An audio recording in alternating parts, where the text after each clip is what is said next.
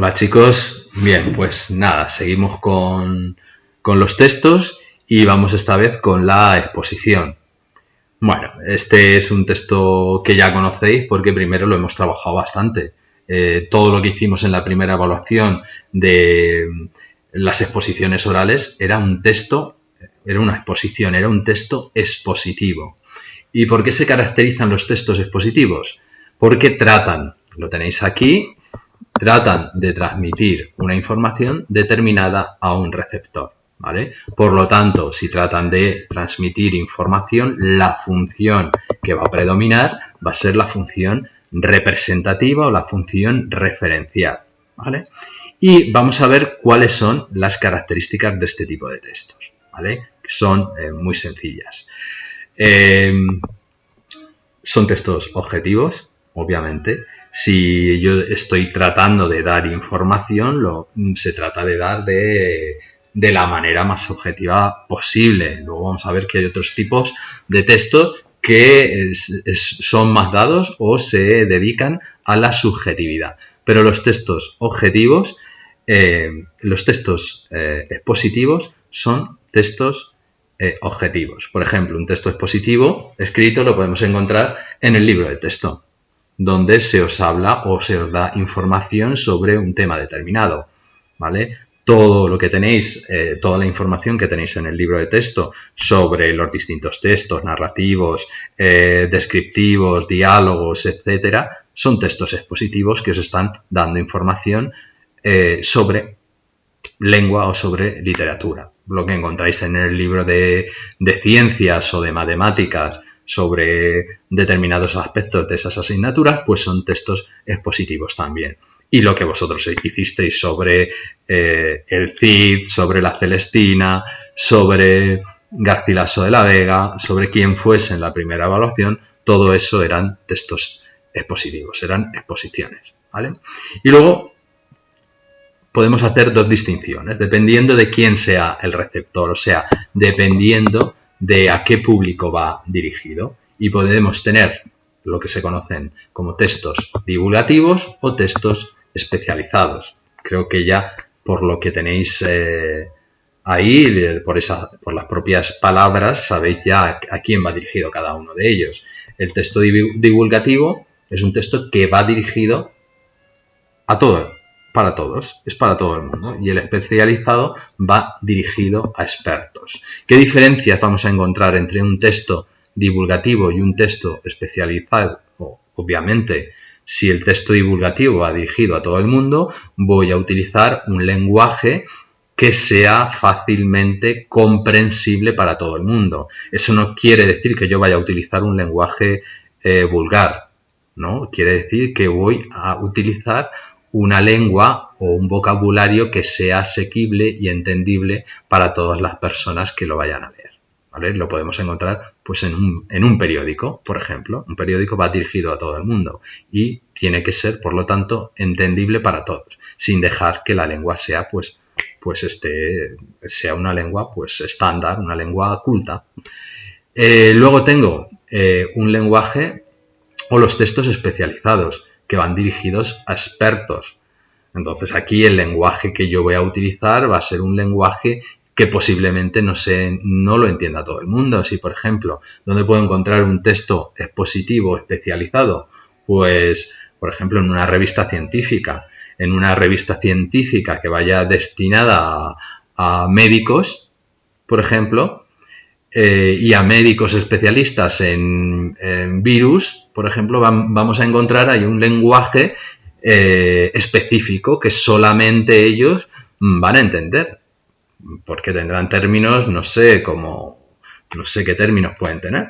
No sé, es un lenguaje científico que solo ellos, pues, hematíes, para hablar de sangre utilizarán glóbulos, hematíes, plaquetas, no sé.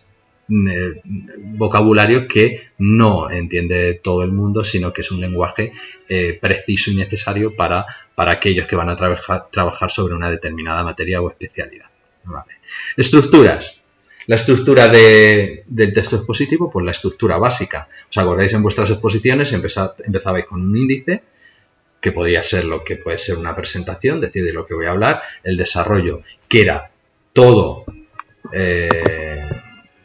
o el centro o el planteamiento de toda mi exposición, y luego la conclusión, una especie de resumen o de cierre de todo lo que yo he dicho anteriormente, ¿vale? Pues entonces la estructura básica, tanto de la exposición como de muchos textos, es introducción, que sería la presentación del tema, el desarrollo, donde aparece el cuerpo y todo lo que planteo yo en esa exposición, y la conclusión, que sería el cierre, con un pequeño resumen o final de lo que he presentado anteriormente.